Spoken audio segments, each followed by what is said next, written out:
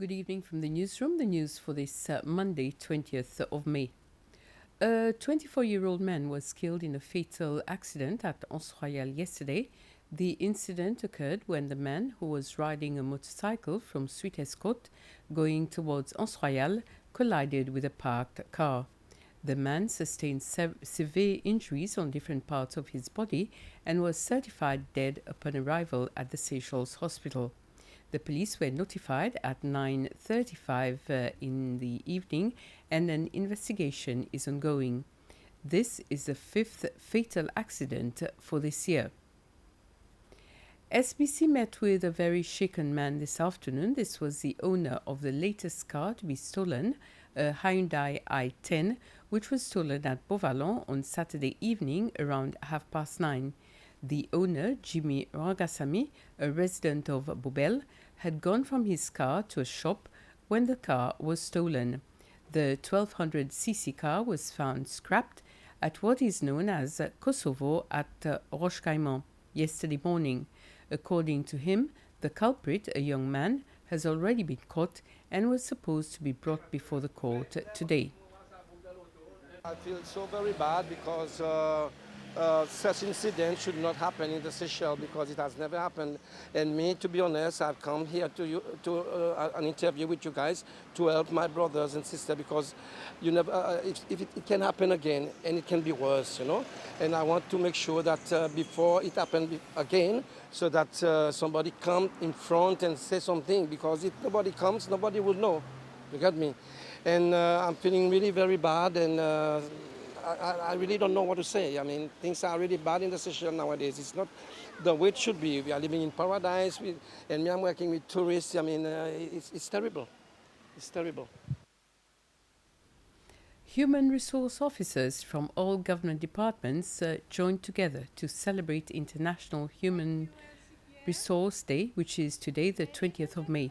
During the celebration, they discussed the role of HR in the mental health of workers, as well as the government's Human Resource Management System plan, under which all HR work will be done digitally in the coming year to increase productivity.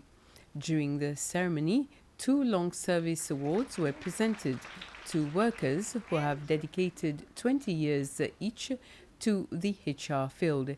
Certificates were also given out to HR officers who completed human resource management courses at the Guy Morel Institute.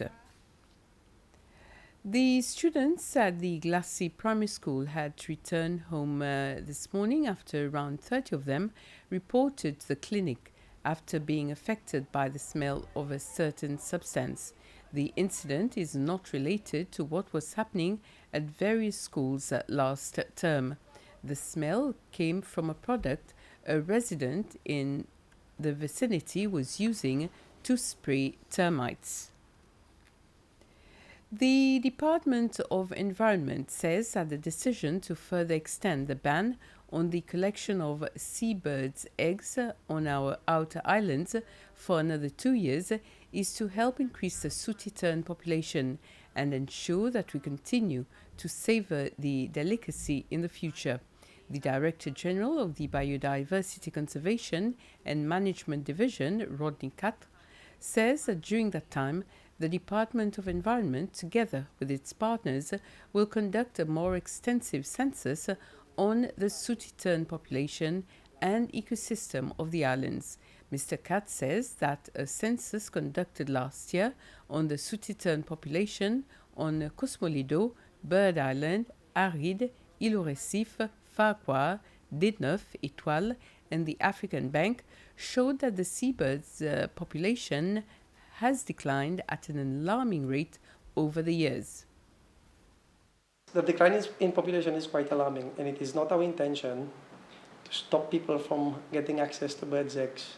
But what we are saying is to hold on for a little while longer so that we ensure the sustainability of the species for this generation and the future one. In terms of threats, the eggs has been exploited for quite a number of years.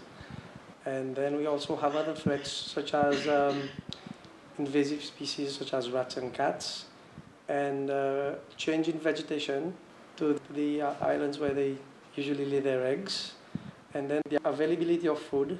In terms of what is being done, okay, we will continue the service, but we have a suited management plan in which we have several ways we want to address the declining population. And this includes vegetation management, and then further studies as well to understand the interaction of the species with the environment and the various factors that affects the population. We intend to try and address all the issues affecting the birds, and this includes trying to deal with the problem of rats and cats on islands. We also plan to improve on our enforcement, and I think what is most important is to increase education and awareness. As from January next year, students can anticipate having agriculture as a standalone subject in secondary schools. It will be taught in S1 to S3 and later extend to the remaining school years. Agriculture teachers have been briefed on how to come up with a curriculum by the agricultural education expert Vista Modenda, who was in the country last week. He had a first-hand experience on what is being taught at schools, secondary and primary, and the tools they are using, and he has been on farms to see the techniques being used and challenges. It was evident to him that there is a lack of interest in agriculture on the part of the locals. He feels a better education at a young age can change that trend. You find in a farm of 10 workers, maybe only one is an indigenous one. The reason I've been told is they're not interested in working on the farm, and that brings expenses to the farmers. Now, with this idea of starting agriculture down in the, probably even going down to the primary, but initially now is the secondary, we are going to pump that enthusiasm, that willingness to go and do the work themselves. Now, when you look at the topography of the farms, some of the places you find they are easily waterlogged, the water goes down, and growing crops there becomes a problem. So there's some mechanisms which we have to put in the books of trying to raise the ground, trying to dig using either manual or mechanical, but we are trying to go into digital. All those things are possible to raise the ground up so that the water can easily be running out. Several beekeepers were at Camion Hall today on the occasion of World Bee Day, which is celebrated every year on the 20th of May, to sensitize the public about the importance of bees. With bee populations declining globally due to several factors, such as pesticide use and habitat loss, there is grave concern about the future of food security. In fact, studies have shown that if bees become extinct, humans will only have a few years to live. Gilbert Chaudron was one of the local beekeepers who was not only showcasing her products at the fair, but who was also educating people about the need to protect bees. It's been a very bad honey season actually, because as you may know in Seychelles it has rained a lot since December and it's still raining now, which is not normal. So when the albigia flowered, it was very, very heavy rain, which means the bee didn't have enough time to collect the nectar or even produce enough wax to cap the honey. So I have really, really little stock, and almost of the beekeepers as well have a really little stock this season. And also in my house I've got quite a bit of honey, but it's not capped, so I cannot harvest it because the honey will just ferment, it's not mature yet. And at the same time, from the beehives, we know there's other products. So I've got some wax as well, which can be used to make creams and things like that, lip balms, or even to polish furnitures. And I've made some candles as well. As we know, candles from beeswax is the best one. There's no chemicals, no paraffin.